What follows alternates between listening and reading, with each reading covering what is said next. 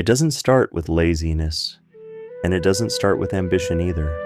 It starts with contradiction, wanting more from life, while feeling unable to move, dreaming vividly, but struggling to act, feeling capable of imagining a better future, yet exhausted by the process of reaching it.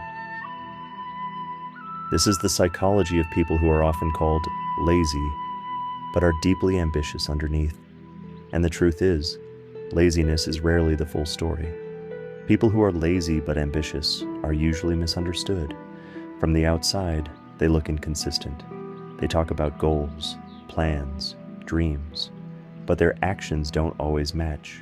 They procrastinate, they delay, they start, then stop.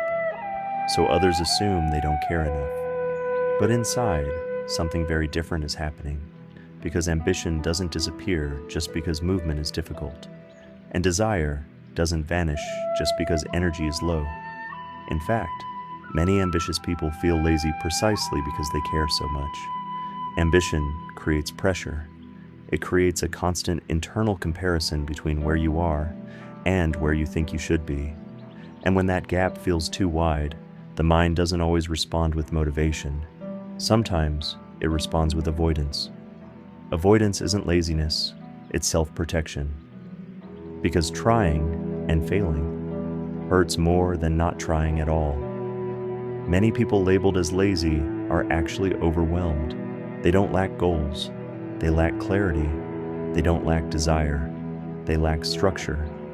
Their ambition lives in big, abstract ideas, but action requires small, concrete steps.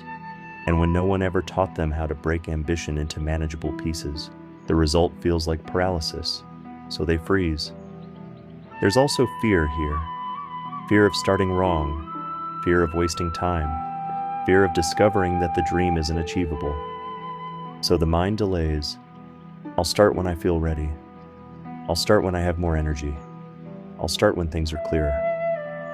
But clarity rarely comes before action, and waiting slowly turns into stagnation. People who are lazy but ambitious often live in their heads. They think deeply. They imagine outcomes. They replay future scenarios. This mental activity feels productive, but it doesn't move reality.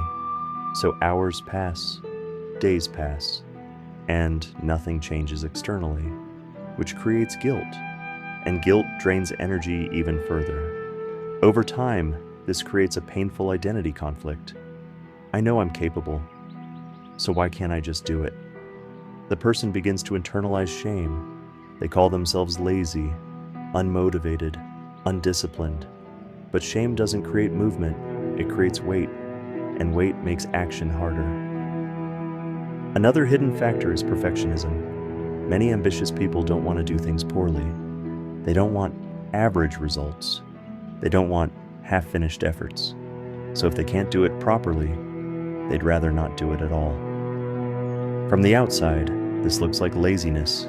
Inside, it feels like high standards colliding with low energy, and nothing moves. There's also the role of burnout. Some people weren't always like this. They used to be driven, focused, productive, until life demanded too much for too long. School pressure, family responsibility, emotional stress, financial anxiety. Burnout doesn't remove ambition. It removes access to energy, so the desire stays, but the body refuses to cooperate. Ambitious but lazy people often feel misunderstood by both sides. Hardworking people see them as wasting potential. Lazy people see them as trying too hard. They don't fully belong anywhere, because internally, they're split. Part of them wants rest, part of them wants progress, and neither side feels satisfied. This internal tug-of-war is exhausting. Rest doesn't feel earned, work doesn't feel sustainable. So they drift, they scroll, they distract themselves, they numb the discomfort, not because they don't care, but because caring hurts. Many of these people also struggle with delayed self-trust. They don't trust that small efforts matter. If progress isn't dramatic, they dismiss it. If I can't change everything, what's the point? But ambition doesn't grow through massive leaps. It grows through consistency, and consistency requires forgiving yourself for being imperfect. Another common trait is emotional sensitivity. Ambitious people often feel deeply. They're affected by failure more strongly, by criticism more sharply, by disappointment more intensely. So their nervous system learns that action equals emotional risk. Avoidance becomes safety. Stillness becomes comfort, even when it leads to frustration later. The irony is this: people who are lazy but ambitious usually have high self-awareness. They see their patterns. They know what they should do. They understand the gap, which makes the inaction feel even worse. Knowledge without movement turns into self-judgment, and self-judgment drains motivation further.